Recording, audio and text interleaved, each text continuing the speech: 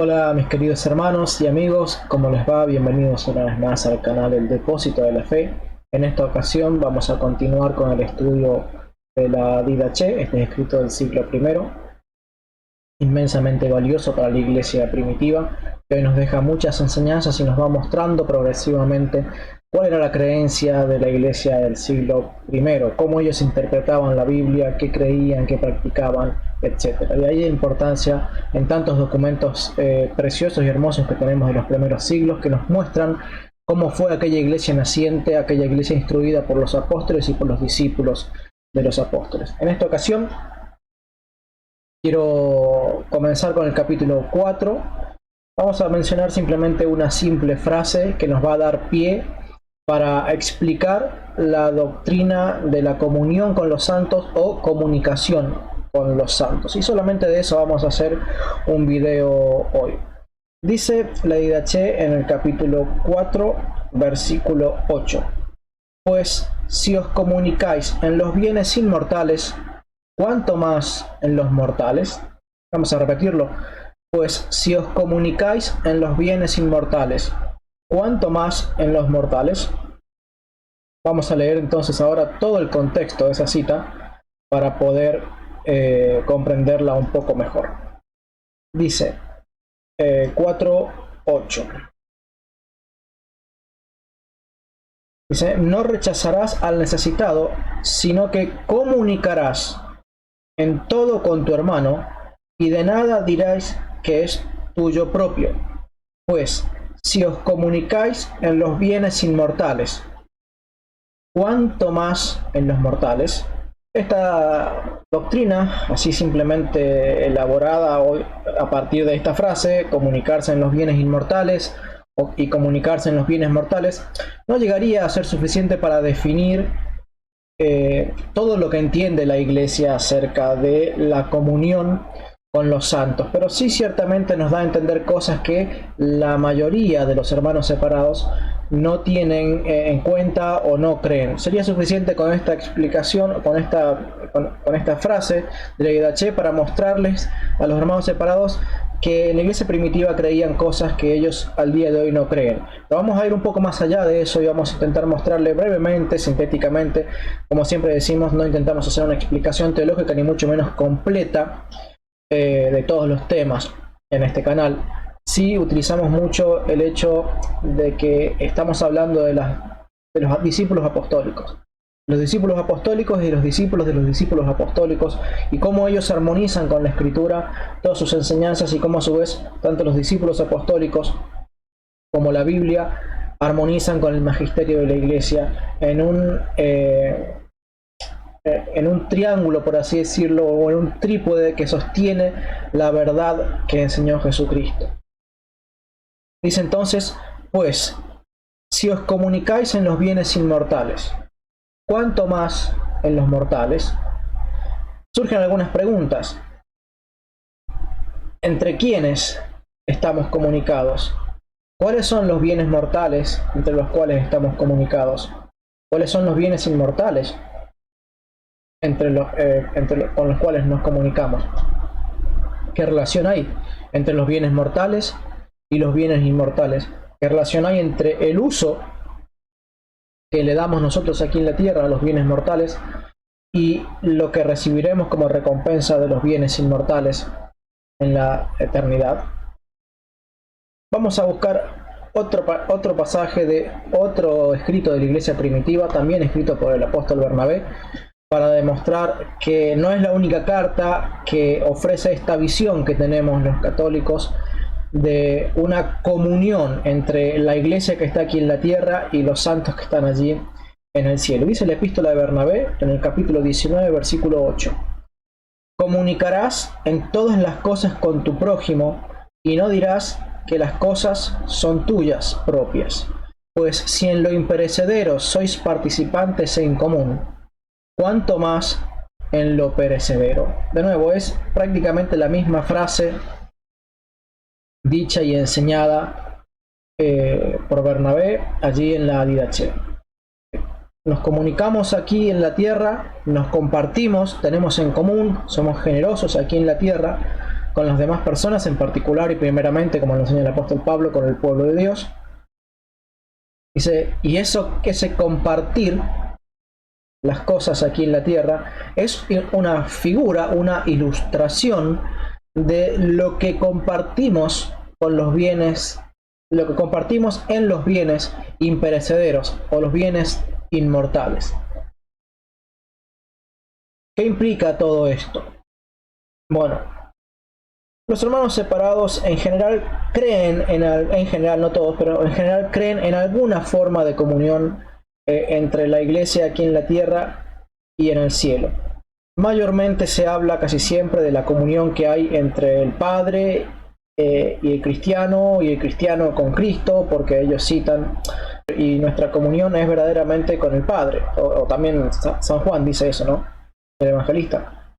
Y nuestra comunión verdaderamente es con el Padre y con su Hijo Jesucristo. Pero por el hecho de que allí diga que nuestra comunión es con el Padre y con su Hijo Jesucristo, ¿implica eso necesariamente que es la única forma de comunión que hay con el cielo? ¿Tienen los cristianos aquí en la tierra comunión con los santos allí en los cielos? ¿Tienen comunión los creyentes aquí en la tierra con los ángeles allí en los cielos? Bueno, vamos a ver un poquitito cómo vamos desenrollando, digamos, este rollo de doctrina. Vamos tirando de la madeja para ir viendo qué enseñanzas tiene la iglesia primitiva y la Biblia al respecto. Pero decíamos que los protestantes en general tienen una visión limitada. Algunos creen en la comunión, como decíamos, con el cielo, pero la limitan solamente a comunión con el Padre, con el Hijo y con el Espíritu Santo. Pero no creen que haya intercesión de parte de los santos. Otros creen que haya intercesión, pero no que nosotros podamos solicitar esa intercesión.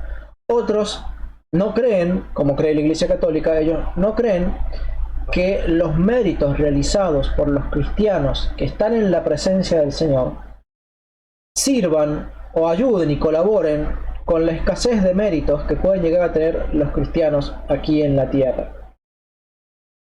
Como la Iglesia enseña, la Iglesia Católica enseña que tenemos un tesoro en común allí en el cielo.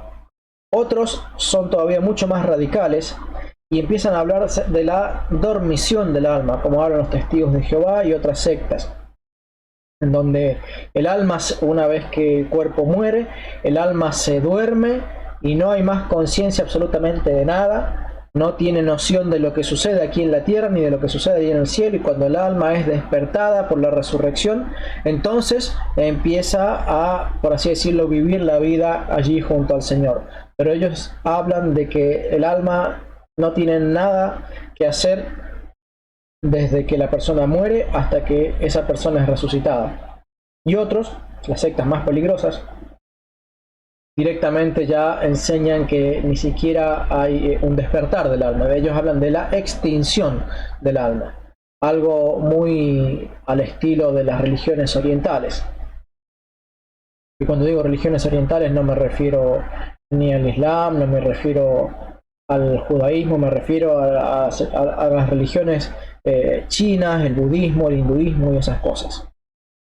Vamos a ver qué dice la Biblia para tratar de entender que la Biblia misma declara enfáticamente la existencia, aunque no la define completamente, como en tantas otras cosas. La Biblia no es un manual de teología ni un tomo sistemático de expresión de la totalidad de la fe de la iglesia. Por más que los hermanos separados quieran entenderlo así, no es eso la Biblia, no tiene ese propósito, nunca lo tuvo y Dios nunca se lo asignó. Lo que sí es cierto es que todo lo que se enseña en la iglesia debe estar en completa y perfecta armonía con lo que enseña la Biblia, porque la Biblia es la expresión escrita de lo que fue verbalmente enseñado en primera instancia por los apóstoles. Entonces, lo que enseñaron los apóstoles, aprendido oralmente por los discípulos y fue transmitido de generación en generación, tiene que estar en perfecta armonía con lo que fue escrito por los apóstoles. No puede haber divergencia de opiniones entre ellos. Pero volvamos a lo que dice la Biblia.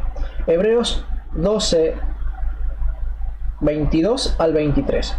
Dice así la Biblia: en cambio, vosotros os habéis acercado al monte Sión, a la ciudad del Dios vivo, la Jerusalén celestial, y a miríades de ángeles, y a la asamblea gozosa, y a la iglesia de los primogénitos inscritos en los cielos, al Dios juez de todos, a los espíritus de los justos que han alcanzado la perfección.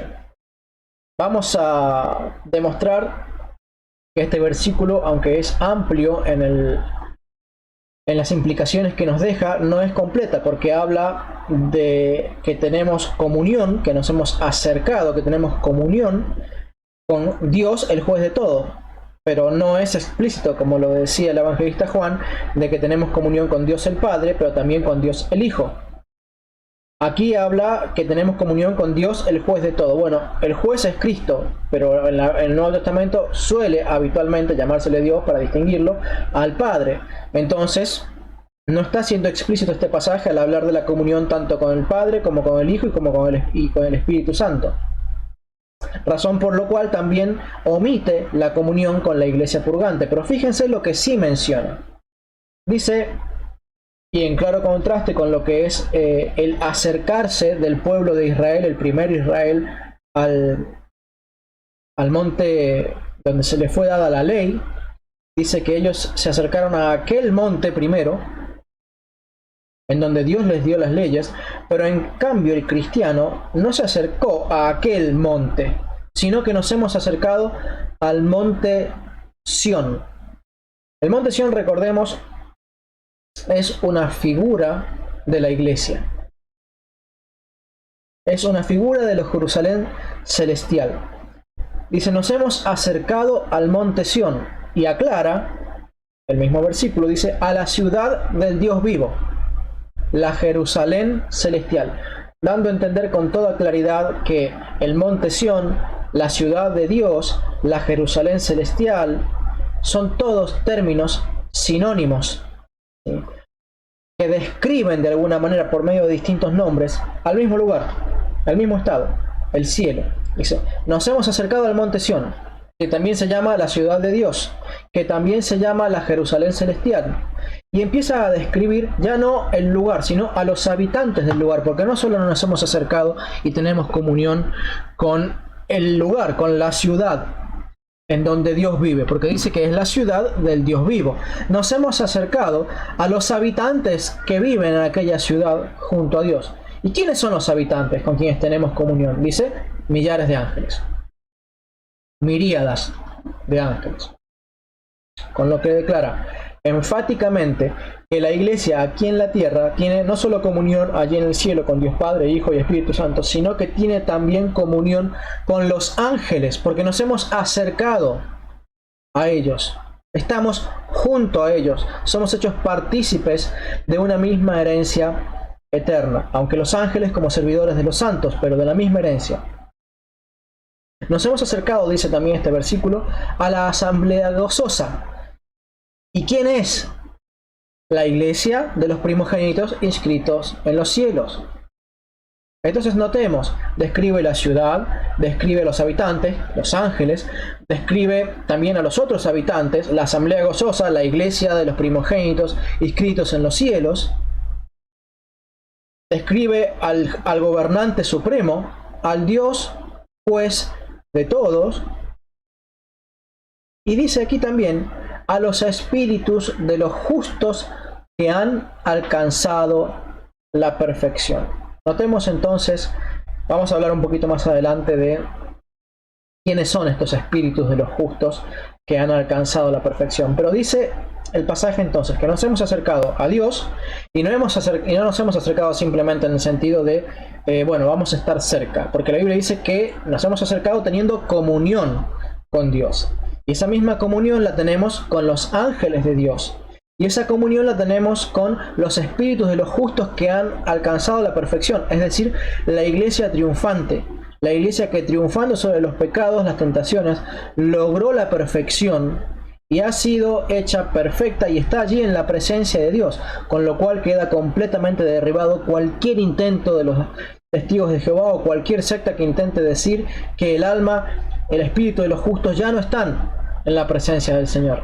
sino que el alma, como dice el apóstol Pablo, cuando parte del cuerpo, cuando está ausente del cuerpo, está presente, se hace presente al Señor. Dice, los espíritus de los justos que han alcanzado la perfección, esto es la iglesia triunfante, la iglesia de los primogénitos inscritos en los cielos, esta es una posible referencia a la iglesia peregrina, es decir, la iglesia que está aquí peregrinando en la tierra. Ahora no menciona, como dijimos, a la iglesia purgante, pero sabemos que la iglesia primitiva interpretaba que existía la iglesia purgante, y esto lo sabemos por varios pasajes del Nuevo Testamento que son alusivos al purgatorio, como hemos visto también en el segundo video de esta serie sobre la IDH, que les dejo aquí en la tarjeta, el video correspondiente para que lo puedan estudiar. Vamos a ver entonces qué dice la tradición, porque hemos hablado de lo que dice la IDH, estableciendo el hecho de que existe una comunión entre la iglesia que está aquí en la tierra y todos los bienes imperecederos que están allí en los cielos, y con todos los habitantes que están en los cielos, esto es Dios, los ángeles y los espíritus de los justos que han alcanzado perfección, que como dijimos ya vamos a mencionar y explicar quiénes son. ¿Qué dice la tradición? Bueno, en general los hermanos separados, si bien ellos ponen distintas fechas para todo y se contradicen entre ellos mismos, como siempre sucede, son falsos testigos. No solamente no saben ser falsos testigos, no solamente no son testigos de la verdad, sino que además, como testigos de la mentira, son falsos, y se demuestra que son falsos porque se contradicen entre ellos. Pero algunos de ellos dicen que la comunión en los santos aparece mencionada por primera vez en el siglo V. Otros, ya mucho menos informados y con mucha más mala intención, empiezan a afirmar que la comunión con los santos son dogmas declarados mucho más adelante, o que son enseñanzas mucho más posteriores en la historia de la iglesia. Ahora, como siempre decimos, la mala interpretación de los hermanos separados, que carecen de la verdad, carecen de la luz y carecen de la ayuda del Espíritu Santo para interpretar las Escrituras, siempre tuercen las Escrituras para su propio daño, para su propio perjuicio eterno. Vamos a ver cómo entendían los discípulos apostólicos y los discípulos de los discípulos apostólicos este tema de la comunión de los santos, y quiénes son estos espíritus de los justos hechos perfectos. Vamos a ver qué dice Clemente de Alejandría en uno de sus libros llamado Stromata, el libro 4, capítulo 14, versículo 3. Dice así San Clemente de Alejandría: en verdad llamamos perfección al martirio, no porque el hombre alcance el fin de la vida como los demás, sino porque ha dado prueba de una obra perfecta de amor. Es una de las significaciones de la palabra perfección, porque también al bautismo se le llamaba perfección, porque el bautismo lo daba todo, daba el perdón de pecados, daba el Espíritu Santo, la regeneración, el sello, la morada. La iglesia primitiva no entendía, como entienden los hermanos separados, que el sello del Espíritu Santo, la regeneración, el perdón de pecados se otorgan en el momento de levantar la mano, en el momento de pasar al altar, en el momento de tan solo hacer esa oración, o en el momento de arrepentirse inicialmente. No, la iglesia primitiva enseñaba unánimemente que la regeneración, el perdón de pecados ocurría en el momento del bautismo del creyente. Vamos a demostrar esto en algún video futuro. Pero por el momento establecemos el hecho de que no solo al bautismo, sino también al martirio se le llamaba perfección. De manera que estos que fueron hechos perfectos son los que, habiendo sido hechos perfectos aquí en la tierra, están ahora en la tierra, allí en el cielo. Habiendo sido hechos perfectos y perfeccionados aquí en la tierra, han sido son espíritus justos, santos, que están allí en la presencia de Dios y que fueron hechos perfectos. San Cipriano, hablando acerca del perdón y de la no liviandad del perdón, yo sé de paso, les recomiendo que lean el escrito del Apsis, porque a pesar de que es un poco de tenor rigorista, muy claramente declara de aquellos falsos sacerdotes que querían, por así decirlo, regalar el perdón a los que habían apostatado de la fe, los que habían caído en pecados gravísimo, y les decían: no pasa nada, no te preocupes, yo vení, participá de la cena, participá de la Eucaristía, y no importa, no ofendés al Señor. Y San Cipriano dice allí en el capítulo 16, en el capítulo 17 de su escrito del Apsis, que estos sacerdotes estaban ignorando la tradición, estaban haciéndose partícipes de aquellos pecados, porque estaban, y noten lo que voy a decir, estaban haciendo que aquel, entre comillas, cristiano que había apostatado y que había negado al Señor, sacrificando a los ídolos, estaba salteándose al sacerdote que le perdonaba los pecados, imponiéndole una penitencia. Es decir, San Cipriano está declarando el hecho de que el perdón de los pecados se concedía por medio del ministerio de los sacerdotes, cuando el sacerdote imponía las manos, y que el cristiano se le daba una penitencia en reparación por el pecado que había cometido. Hoy estaba en las filas de la confesión para confesar mis pecados, y estaban allí a pocos metros los sacerdotes que estaban confesando, porque era una iglesia en donde el sacerdote estaba si bien separado, pero estaba visible, no se escuchaba nada por supuesto, pero estaba visible. Y era llamativo cómo el sacerdote ponía las manos, sin tocar, pero ponía las manos sobre la cabeza de la persona que que había confesado sus pecados, y el sacerdote le estaba dando la absolución. ¿Por qué? Porque el sacerdocio de la Iglesia Católica hace las cosas como las hacía la Iglesia primitiva, incluso antes del Concilio de Nicea, donde San Cipriano denuncia a estos falsos sacerdotes que en su propio nombre decían ofrecer un perdón liviano, gratuito, sin penitencia, sin la imposición de las manos, sin el sacramento de reconciliación. Y eso es lo que San Cipriano denunciaba. Aquellos falsos sacerdotes que temerariamente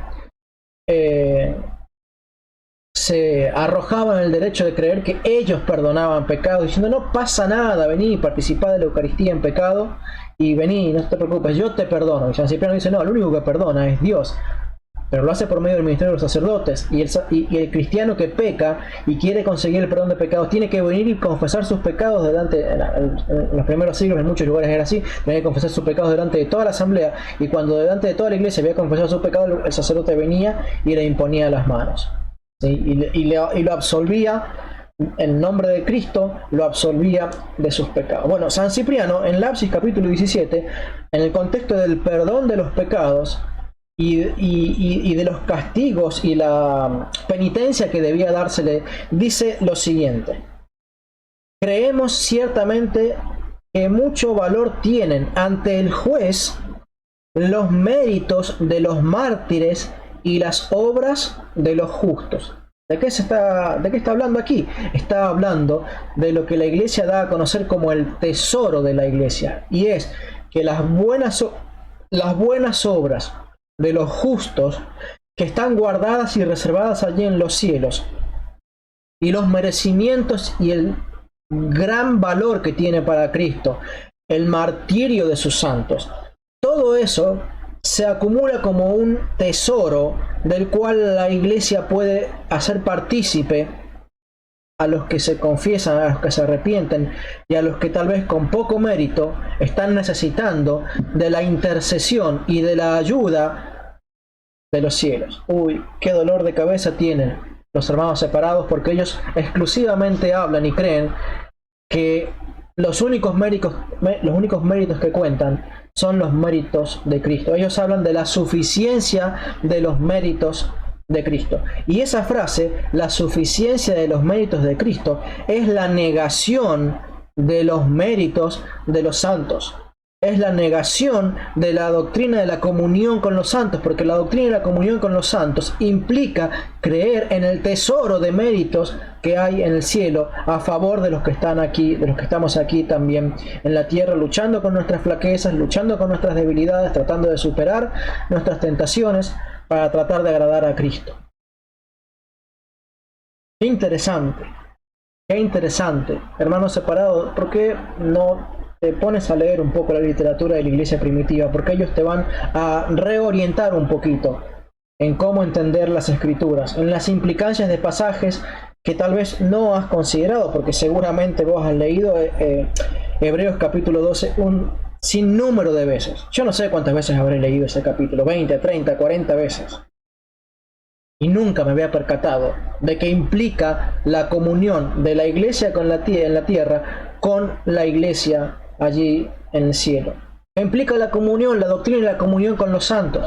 Y ninguno de los comentarios, tal vez alguno, ahora no me acuerdo, pero ninguno de los comentarios que recuerdo haber leído sobre Hebreos me haya explicado este concepto, la implicancia de ese pasaje acerca de la doctrina y la comunión con los santos. Ahora, este pasaje no habla acerca de la intercesión de los santos, y este pasaje no habla acerca de los méritos. Bueno, es que por eso precisamente la Iglesia Católica no solamente cree en la Escritura como fuente de revelación y conocimiento para dirigir la conducta y las creencias de la Iglesia, sino también cree en la tradición apostólica.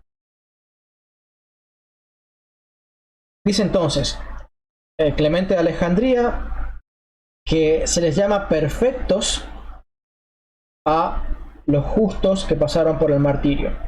Dice San Cipriano que los méritos de aquellos mártires que fueron hechos perfectos y las obras de los justos, no solamente las obras de Cristo, porque los cristianos, los hermanos separados, hablan de que las obras de Cristo nos son imputadas a nosotros como mérito para agradar a Dios. Eso es lo que se conoce, o es la base de la doctrina de la sustitución, ¿sí? El justo por los injustos para llevarnos a Dios, una frase que está en la Biblia, que es muy utilizada por los cristianos, por los hermanos separados. Ahora bien, la Iglesia Católica cree eso. Cree que el tesoro de Cristo es inagotable, pero también cree, como lo enseñan los padres de la Iglesia, que existe un tesoro de buenas obras, que es minúsculo en comparación con el tesoro de Cristo, obviamente, pero que existe un tesoro de buenas obras que los santos utilizan para interceder por la iglesia que está aquí en la tierra. Orígenes. Voy a dar algunas citas rápidamente, no voy a hacer la lectura de esas citas. En su carta sobre la oración, en el capítulo 31, habla de la comunión de los cristianos con los ángeles, tal como lo dice Hebreos capítulo 12. Habla de la fuerza y el valor de la caridad sobre la oración en su libro, sobre la oración capítulo 11.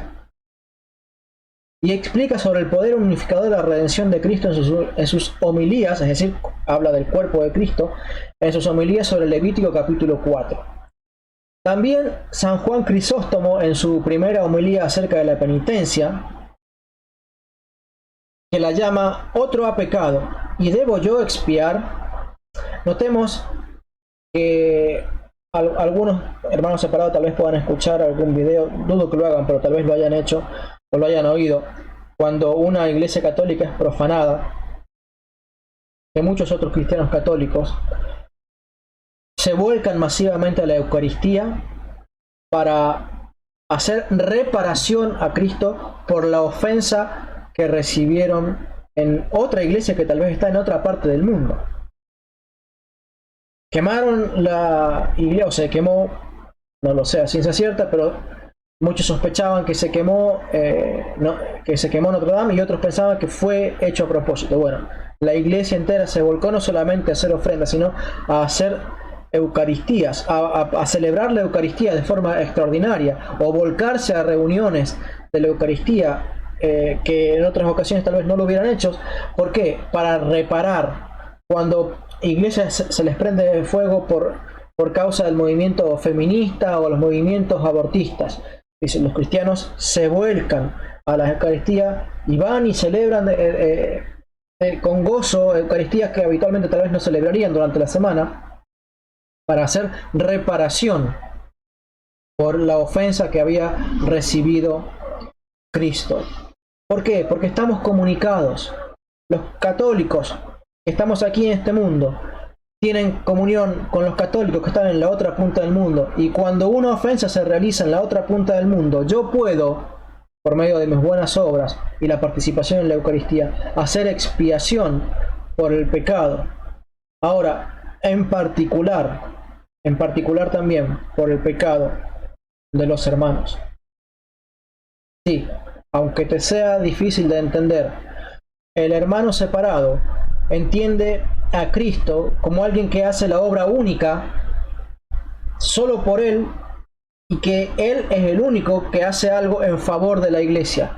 Y los demás en la iglesia son todos individuos que solo de nombre, solo simbólicamente, son un cuerpo. Lo entienden que esto de ser un cuerpo como una metáfora, pero no entienden como algo eficaz, no lo entienden como algo eficaz, como algo real, sino simplemente como algo metafórico o simbólico. La Iglesia Católica no lo entiende así. La Iglesia Católica entiende en todo el poder de su expresión el significado de que la Iglesia es un cuerpo, ¿sí? Y si este miembro se daña, este sale a sustituirlo. Y si de repente mi boca dejara de hablar, podría hablar por señas. Y si de repente mis oídos dejaran de escuchar, todo mi cuerpo aprendería a desarrollar nuevas habilidades para suplir. Y lo mismo sucede con los ciegos. Cuando una persona pierde su vista, se agudiza el sentido del tacto, se agudiza el sentido del olfato, se agudiza el sentido del oído. ¿Por qué? Porque todo el cuerpo actúa y reacciona para suplir lo que le falta. Por eso dice el apóstol Pablo que Dios ha dado más honra a lo débil, ¿sí? Y es suplido por lo fuerte. Dios ha diseñado el cuerpo para enseñarnos lo que es el verdadero cuerpo de Cristo, el que actúa en bien común, no como egoístas que no se saludan entre ellos como los hermanos separados, que no se saludan entre ellos, que se pelean entre ellos constantemente, que se dividen, que se separan, que se agarran a las trompadas, que se tiran las sillas, que se calumnian públicamente en el Facebook. No tienen comunión ni entre ellos, porque han perdido la comunión, a pesar de que ellos digan que leen la Biblia y que digan que tienen comunión con el Espíritu Santo. No, si tuvieran comunión con el Espíritu Santo, amarían a sus hermanos y no calumniarían. No hablarían mal, y mucho menos hablarían mal de la Iglesia Católica. La Iglesia Católica, en cambio, aunque a pesar de que a veces nos duelen las cosas que pasan entre los católicos, o los que se dicen ser católicos, buscamos hacer reparación por el juicio que hacen otros. Por eso San Ambrosio, San Juan Crisóstomo habla en esta homilía, dice: otro ha pecado, ¿debo yo con mis obras expiar el pecado de los demás? Porque los católicos no entendemos el sacrificio de Cristo como algo hecho a nuestro favor, sino no lo entendemos de forma exclusiva así. Lo entendemos así, pero no de forma exclusiva. Lo entendemos como uno de los tantos aspectos en los que debemos ser imitadores de Cristo. Sacrificarnos por nuestros hermanos. Renunciar a lo nuestro, renunciar a nosotros mismos por el bien de nuestros hermanos. Hacer cosas o dejar de hacer cosas para beneficiar a nuestros hermanos. Por eso esta homilía de San Juan Crisóstomo acerca de la penitencia. Claro, yo tengo que hacer penitencia por el pecado del otro. Dice: otro ha pecado y debo yo expiar. Otro es el que tiene que hacer penitencia. ¿Lo puedo ayudar yo? Y si yo aquí en la tierra puedo hacer algo para ayudar a mi hermano, los que están en el cielo, enterándose de lo que pasa aquí en nosotros, velando también por nosotros como lo hacen los ángeles, intercediendo por nosotros como lo hacen los ángeles, ¿no pueden acaso ellos ayudarnos con sus méritos?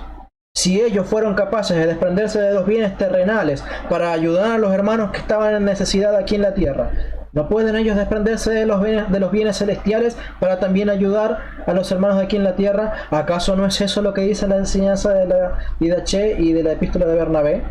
Si estamos en comunión con los bienes eternos, si los tenemos en común y los compartimos, es decir, yo con mis bienes eternos los comparto con los que están aquí en la tierra, y los que están allí en la tierra, que ya están recibiendo, por así decirlo, una parte, un adelanto de los bienes eternos, ¿no los pueden generosamente compartir con nosotros? Sí, sí lo hacen. Eso es lo que cree la Iglesia. Es lo que cree la Iglesia desde el siglo I.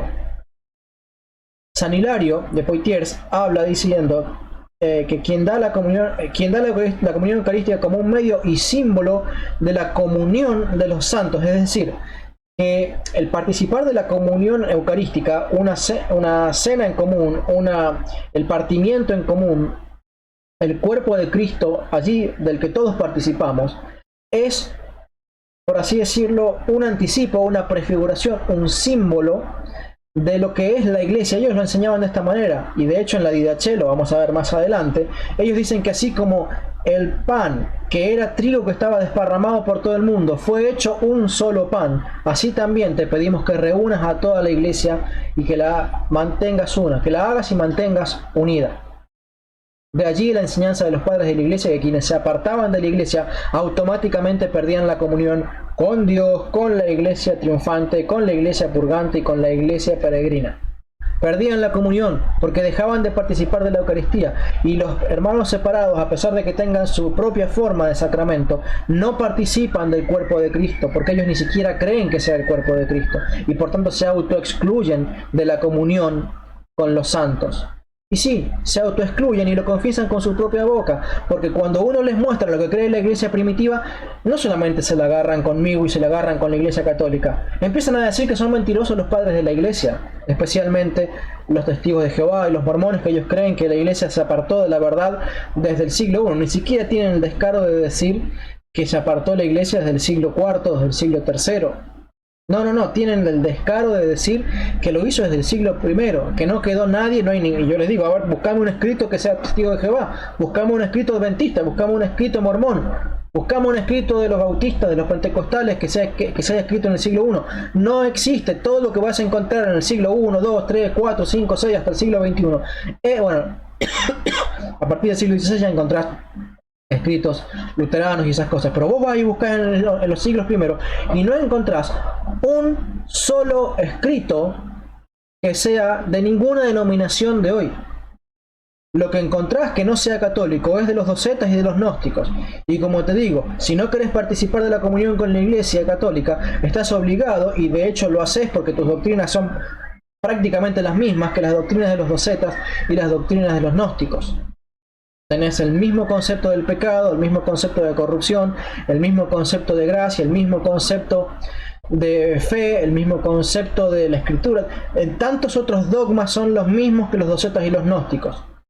Y cuando estás atacando con tus creencias a los padres de la iglesia, no te das cuenta, porque lo ignorás, que te estás poniendo del lado de los docetas y los gnósticos, de los cuales toda la iglesia primitiva dijo están excluidos del reino de Dios por herejes. Sí, pierdes la comunión con los santos. Pierdes la comunión con los santos. Y lo declaras con tu propia boca al llamar a Orígenes, a Tertuliano, a San Hilario, a San Cipriano, a San Clemente de Alejandría, a la Didache, no sé, a San Ignacio de Antioquía, a San Clemente de Roma, al pastor de Hermas, cuando dices que son escritos heréticos, cuando dices que yo no les creo porque no son la Biblia. Estás autoexcluyéndote de la iglesia primitiva. Con tus propios labios y en tus propios comentarios en el canal, te autoexcluyes, confiesas con tu propia mano o con tu propio labio que no perteneces a aquella iglesia primitiva. San Hilario, en cambio, dice que el participar de la Eucaristía aquí en la tierra es un símbolo de la comunión de los santos, y lo enseña en su comentario sobre el Salmo 65. San Ambrosio ya habla del tesoro de la iglesia en su escrito sobre la penitencia, capítulo primero, no sé si es capítulo primero, versículo 15, o libro primero, capítulo 15. No poseo ese escrito yo en mi poder, por lo cual me remito a citar simplemente la cita que tal cual la encontré. También lo mismo ocurre en De Officis 1:19. También San Agustín dice que los mártires se ofrecen ellos vicariamente en martirio por los creyentes. Este concepto de el martirio vicario de un creyente está en plena armonía con lo que acabo de decir hace un rato acerca de que la Iglesia Católica no entiende el sacrificio de Cristo como el único sacrificio vicario, como el único sacrificio sustitutivo, como el único sacrificio que tiene valor para aportar obras que favorezcan a nuestros débiles méritos de los que estamos peregrinando aquí en la tierra. La iglesia primitiva entendía el sacrificio de Cristo como un sacrificio vicario, el sacrificio vicario por excelencia. pero no el único. San Agustín de Hipona también enseña que el sacrificio de los mártires es un sacrificio vicario, cuyas obras, cuya buena obra sirve como un mérito para nosotros. Y dirás, no, pero San Agustín es después del Concilio de Nicea, San Agustín es católico. Bueno, San Ignacio de Antioquía, quien es uno de los primeros, si no el primero, pero yo creo que hubo otros antes, pero no lo puedo confirmar ahora. Si lo encuentro en algún momento, yo creo haber leído que otros antes a San Agustín, perdón, otros antes a San Ignacio de Antioquía, ya mencionaban a la Iglesia Católica. De hecho, la palabra católico está en la Biblia. Para los que dicen que la Iglesia Católica no está su nombre en la Biblia, está en la Biblia. Lo podés buscar en el griego en Hechos capítulo 9. Entonces, decíamos que San Ignacio de Antioquía, él ya hablaba de que su sacrificio era un sacrificio vicario hecho a favor de la iglesia. Y de hecho, en su relato de los mártires así lo entienden, de que su sacrificio vicario sirvió para que cesara la persecución en la iglesia. Y se lo atribuyen al martirio de San Ignacio. Entonces San Agustín habla del sacrificio vicario de los mártires en favor del creyente. En su Ciudad de Dios habla de que la comunión de los santos se corresponde con la unidad en la caridad, ¿sí? Y también esto lo enseña en su capítulo 2 de unidad de la iglesia. Dice también que existe una unión real entre los santos que están aquí en la tierra y los ángeles que están allí en el cielo. En su comentario del Salmo 36, versículos 3 al 4, allí hace esta afirmación, que hay una comunión real entre los santos y los ángeles del cielo, tal cual lo enseña la Biblia en Hebreos capítulo 12, que nos hemos acercado a millares de ángeles que están en la compañía de Dios, a toda la ciudad de Dios. Tenemos comunión con toda la ciudad de Dios, con los santos, con los ángeles, con Dios, con el Padre, con Dios el Padre, con Dios Hijo y con Dios el Espíritu Santo. Dice San Agustín que también tenemos comunión con los justos de la tierra, lo dice en su libro sobre el bautismo, libro 3, capítulo 17, y en menor grado con los pecadores mismos, a quienes llama los miembros podridos del cuerpo místico. Y ya habla de este concepto del cuerpo místico de Cristo, concepto y terminología muy católica, que nada tiene que ver con la terminología evangélica. Dice esto San Agustín: solamente los herejes y cismáticos y apóstatas están excluidos de esta sociedad de los santos, aunque no de sus plegarias.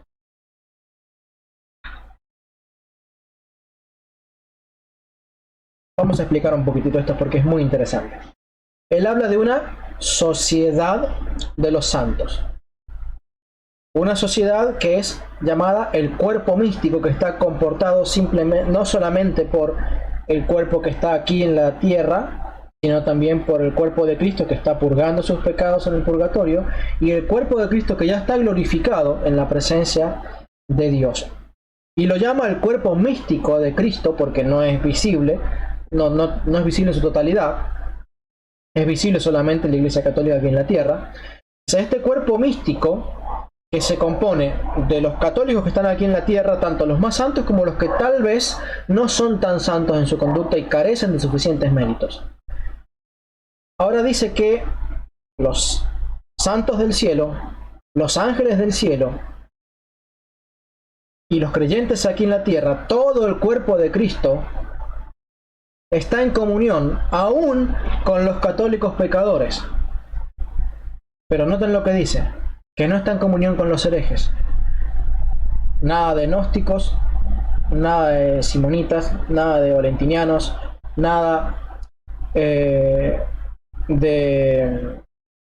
tertulianitos, porque Tertuliano, mientras estuvo en la Iglesia Católica, estuvo en comunión con los santos, pero cuando se apartó con los montanistas, él dejó de ser católico y dejó de estar en comunión con la Iglesia Católica, y mucho más cuando él fundó su propia secta llamada los tertulianitas, de la cual no tenemos noticia de que se haya arrepentido y haya vuelto a la Iglesia Católica. Lo mismo le ocurrió a Tasiano, discípulo de San Justino mártir, que mientras estuvo vivo San Justino estuvo en la recta doctrina, y luego del martirio de San Justino, Tasiano se apartó y fundó una secta gnóstica llamada los encratitas. Bueno, herejes, cismáticos y apostas como esos, y como los bautistas, como los pentecostales, como los testigos de Jehová, como los mormones, como los luteranos, como los anglicanos, que se han apartado de la iglesia de Cristo verdadera, el cuerpo de Cristo no está en comunión con ellos. El cuerpo de Cristo tiene más comunión con un católico pecador, que tiene comunión con ellos por medio de los sacramentos, como vamos a ver más adelante, pero no tiene comunión ni aún con el más santo de los testigos de Jehová, ni aún con el más santo de los mormones, ni con el más santo de los pentecostales. No tiene comunión con ellos. Así lo enseña la iglesia primitiva desde el siglo I, y así lo explica exactamente San Agustín en su sermón sobre el Salmo 137. La iglesia tiene comunión aún con los pecadores de la iglesia católica, los miembros podridos, como les llama él, ¿sí? Pero dice, están excluidos de esa comunión los herejes. Aún cuando la iglesia que está en el cielo y la iglesia que está aquí en la tierra todavía ora por ellos, y por eso dice, aunque no de sus plegarias. También la Biblia habla en varios pasajes, no los vamos a considerar, me imagino que todos los deben tener bastante claro. También la Biblia habla de ofrecerse a sí mismo o de ofrecernos como sacrificios vivos. Lo que sucede es que lo entienden de una manera puramente simbólica y, como todo, no le otorgan ninguna eficacia. Porque en ellos, en los protestantes, en los hermanos separados, se cumple el pasaje que enseña la Biblia, que dice que tienen apariencia de piedad. Son una religión que tiene apariencia de piedad. Son los rigoristas que siempre están acusando a los católicos de ser pecadores. Ellos tienen apariencia de piedad, pero dicen, niegan la eficacia de la piedad. Niegan la eficacia de los sacramentos, niegan la eficacia de las buenas obras, niegan la eficacia de la piedad, niegan la eficacia de las buenas obras de los que están allí en el cielo, niegan la eficacia de toda forma de piedad. Pero la Iglesia Católica entiende que las buenas obras y la piedad son eficaces para nuestro perdón de pecados y para el perdón de pecados del resto de la Iglesia Católica, tal como lo enseña la Biblia y tal como lo enseña la iglesia primitiva por medio de la patrística. Nosotros entendemos que ofrecernos a nosotros mismos y ofrecernos como sacrificios vivos, y si somos martirizados, ofrecernos como un sacrificio vicario.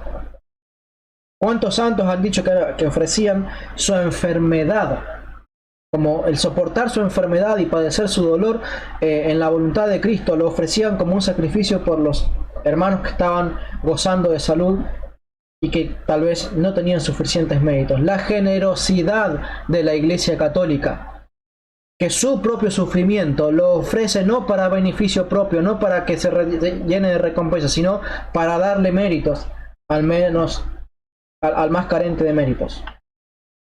Esa es la generosidad, esa es la comunión de la que está hablando la Didaché.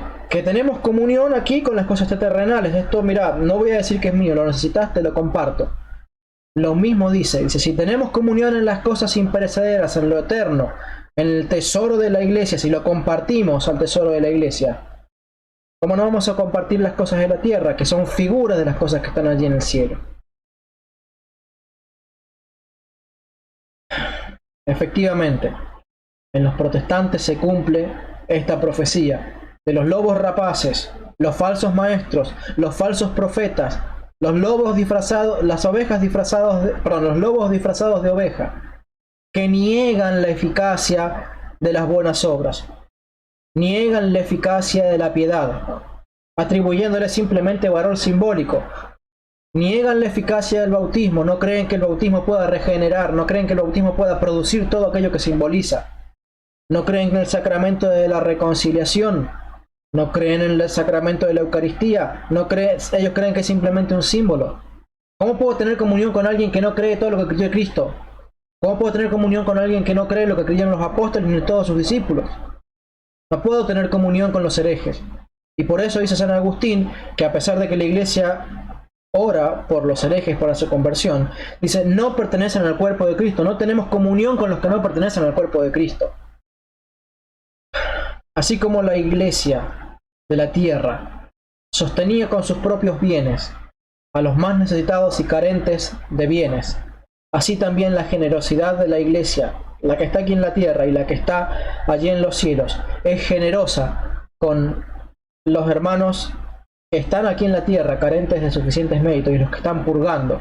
Como ya hemos visto en capítulos anteriores, en versículos anteriores, en videos anteriores acerca de la Didaché, cuando hablábamos de que la limosna servía para purgar nuestros pecados aquí en la tierra, pero también para purgar los pecados, ayudar a purgar los pecados de la iglesia purgante, los que están allí en el purgatorio.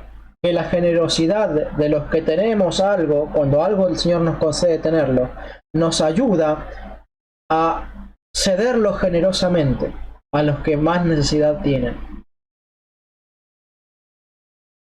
Y así como en la tierra cada uno será juzgado por cómo administró lo que tenía, aun cuando eso que tenía haya sido dado por alguien que tenía más, también seremos juzgados sobre cómo administramos las gracias y bienes que nos fueron concedidos por la intercesión espiritual del cuerpo místico de Cristo. Fíjense lo que dice la Didache, capítulo 1, versículo 5, dice: pues si recibe por estar necesitado, será inocente, mas el que recibe sin sufrir necesidad, tendrá que dar cuenta de por qué recibió y para qué. De esta manera, como ha enseñado la misma Didache, lo que ocurre aquí en la tierra es una figura de lo que ocurre allí en la tierra. Si hemos de ser juzgados por recibir cuando estamos en necesidad, si hemos de ser juzgados sobre cómo administramos aquello, también hemos de ser juzgados sobre cómo administramos los bienes espirituales que nos son concedidos por medio de la intercesión de los santos. Ahora bien, volvamos un poquitito a la Biblia. Volvamos un poquito al Antiguo Testamento y estas porciones hermosas de la Biblia llamadas los deuterocanónicos, que la Iglesia y los protestantes llaman deuterocanónicos, aunque la Iglesia católica les llama deuterocanónicos, la Iglesia protestante les llama, los protestantes no son Iglesia, los protestantes llaman apócrifos.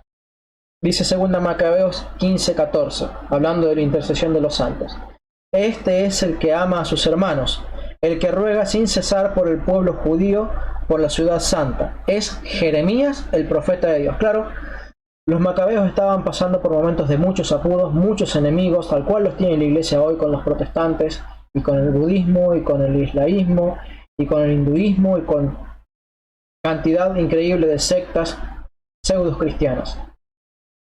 Enemigos de todos lados que atacan física, espiritual y teológicamente a la iglesia. Y dice que allí en el cielo, el pueblo de Israel, uno de sus santos, Jeremías, el profeta de Dios, está orando allí, intercediendo, rogando sin cesar por el pueblo judío, porque el pueblo judío creía en la intercesión de los santos.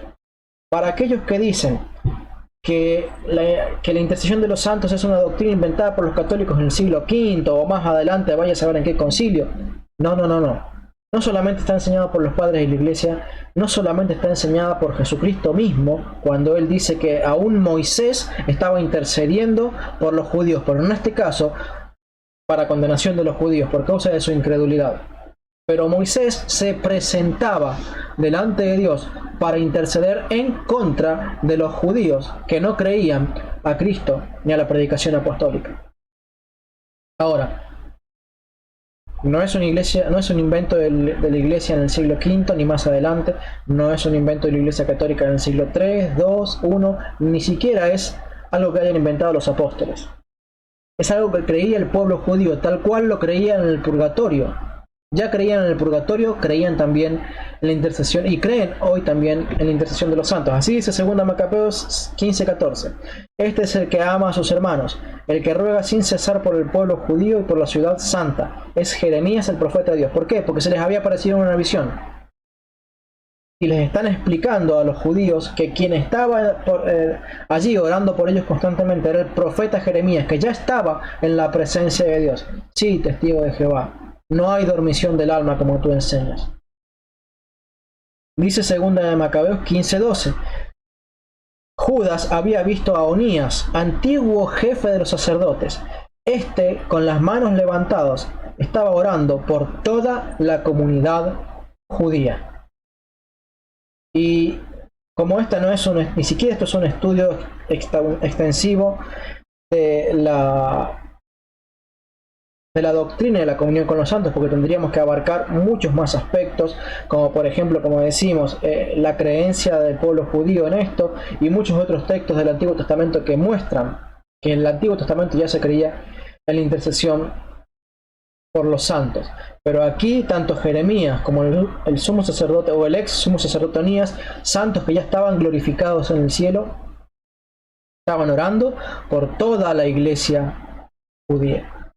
Dejen sus comentarios, mis queridos hermanos católicos, donde tal vez puedan aportar muchos más versículos de los que yo estoy citando acá, que por falta de tiempo, sea en el mensaje o falta de tiempo para preparar yo, no estoy pudiendo añadir tal vez a este estudio. Dejen por favor su like, no se olviden de suscribirse, porque cada vez que dejan su like, cada vez que se suscriben, cada vez que dejan uno o muchos comentarios, están indicándole a YouTube que este video merece ser visto por más personas, y YouTube se lo va a mostrar a más católicos y a más hermanos separados para que escuchen esto y sean conocedores de la doctrina original de la iglesia enseñada por Cristo, los apóstoles y todos sus discípulos.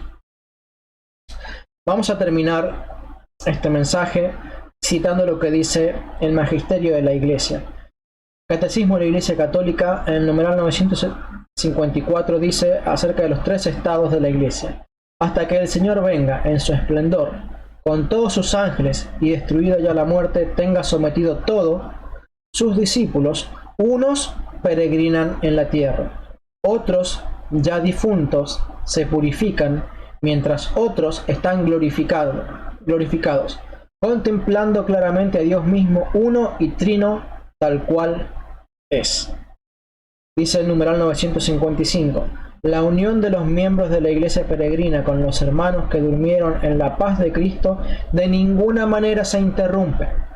Más bien, según la constante fe de la iglesia católica, se refuerza con la comunicación de los bienes espirituales. Y en el numeral 956, hablando de la intercesión de los santos, dice, no lloréis.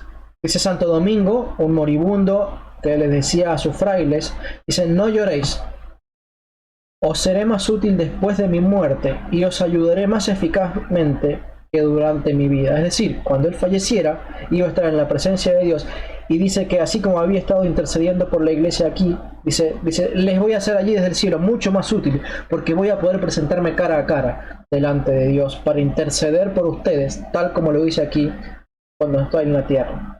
Dice el numeral 957, la comunión con los santos. Nosotros adoramos a Cristo porque es el Hijo de Dios. En cuanto a los mártires, los amamos como discípulos e imitadores del Señor. Y es justo, a causa de su devoción incomparable a su Rey y Maestro, que podamos nosotros también, atención a esto, ser sus compañeros y sus condiscípulos. ¿Saben quién dijo esto? Lo dice el martirio de San Policarpo. La iglesia primitiva, allí tomando lección sobre el martirio de San Policarpo, un discípulo del apóstol San Juan, dice, nosotros adoramos a Cristo porque es el Hijo de Dios. Y sería interesante que les cite algún día todo este pasaje completo, porque es un pasaje en donde explica muy bien lo que es la adoración a Cristo y la veneración a los santos de la iglesia, y la clarísima distinción que hacían desde los primeros siglos entre lo que es adorar a Cristo y lo que es venerar a los santos. Dice, nosotros adoramos a Cristo porque es el Hijo de Dios. Ahora, en cuanto a los mártires, hablando del culto que se les daba, hablando de la veneración que les daba, dice, los amamos como discípulos e imitadores del Señor. Y es justo, a causa de su devoción incomparable hacia su Rey y Maestro, que podamos nosotros también ser sus compañeros y sus condiscípulos. Dice, ser sus compañeros. ¿Y qué significa ser sus compañeros? Estar en compañía de ellos. Los cristianos allí en la tierra se sentían en la compañía de Policarpo. Se sentían en compañía de Policarpo. Ahora, ¿cómo puedes, hermano separado, pensar que puedes tener comunión, compañía con Policarpo, cuando Policarpo dio su vida defendiendo la doctrina de la Eucaristía, de la comunión con los santos, la tradición apostólica, cuando él mismo era quien le imponía las manos a los fieles cada vez que venían a confesar sus pecados para restaurar la salud de su alma en el sacramento de la reconciliación? ¿Cómo puedes decir tener comunión con Policarpo cuando Policarpo bautizaba para regeneración y para perdón de pecados, y tú contradices con tu doctrina las enseñanzas. ¿Cómo piensas que te puedes sentar a la mesa a comer con Policarpo, con San Agustín, con San Ignacio de Antioquía, con Clemente de Roma, con Tito, con Timoteo, con Pablo, con Cristo, si todos ellos enseñaron la comunión de los santos en el sentido de que lo entiende la Iglesia Católica? Porque ya lo habían recibido así hasta incluso de la tradición judía, de las Escrituras, y no solamente los deuterocanónicos, sino también del resto del Antiguo Testamento, cosa que haremos y demostraremos en algún momento cuando toquemos exclusivamente un mensaje entero, un video entero sobre la comunión de los santos. Yo lo que voy a hacer es editar el video y les voy a poner los textos para que ustedes los puedan leer sobre la diferencia entre adoración a Cristo y veneración de los santos, para que entiendan la comunión que tenía la iglesia de los primeros siglos con sus santos, para que entiendan que no es la doctrina de los hermanos separados, sino que la iglesia primitiva, como la Biblia lo enseña, es la iglesia católica. Que Dios te bendiga, que Dios ilumine tu camino. No te olvides, por favor, de compartir el video en tus redes sociales. Necesitamos que la Iglesia Católica conozca sus raíces, conozca las enseñanzas apostólicas y tenga elementos para defenderse de las mentiras heréticas de los hermanos separados. No nos olvidemos de orar por ellos, porque los hermanos separados, tal cual lo enseña San Agustín de Hipona, a pesar de que no pertenecen a Cristo, de que no pertenecen al cuerpo de Cristo, no están excluidos de nuestra intercesión.